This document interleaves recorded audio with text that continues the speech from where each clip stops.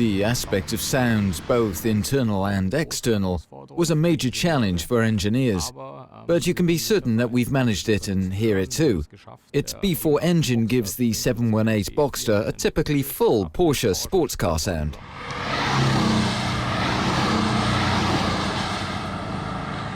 Essentially, the work of the acoustics department begins before we get the vehicles, i.e. with a blank sheet of paper. We start right from the outset, participating in the vehicle's design and its acoustic layout.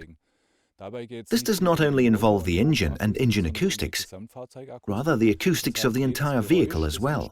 This means that we work on, optimize, reduce or completely mask every noise that's produced in the car, both desirable and undesirable sounds.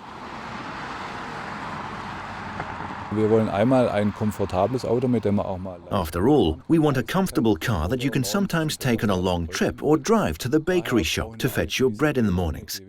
Therefore, we need a certain amount of sound insulation, sound optimization, and of course, maximum emotional appeal.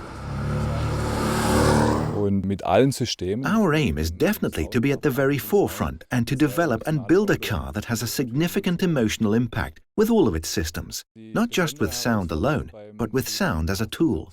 One challenge with the 718 Boxster was to further develop the previous model, i.e. make it a bit more comfortable, a bit sportier.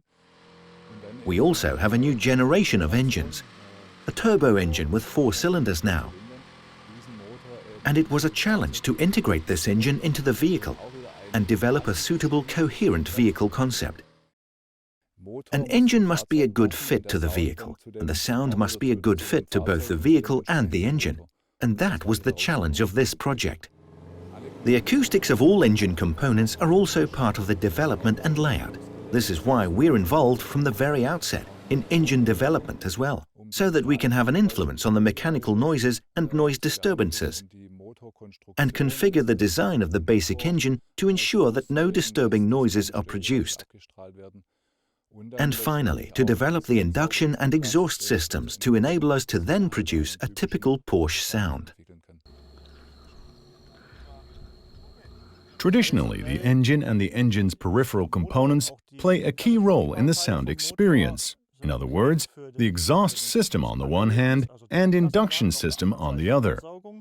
Now we've turbocharged the engine, so we already have a factor that muffles the sound somewhat on the exhaust and induction sides, and we have a reduced number of cylinders, but we still have a flat engine.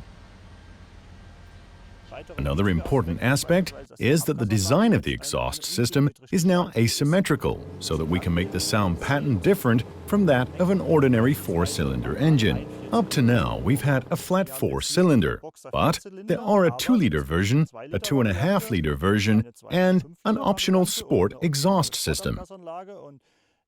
The basic challenge is not just to produce one single sound pattern, but several very characteristic ones.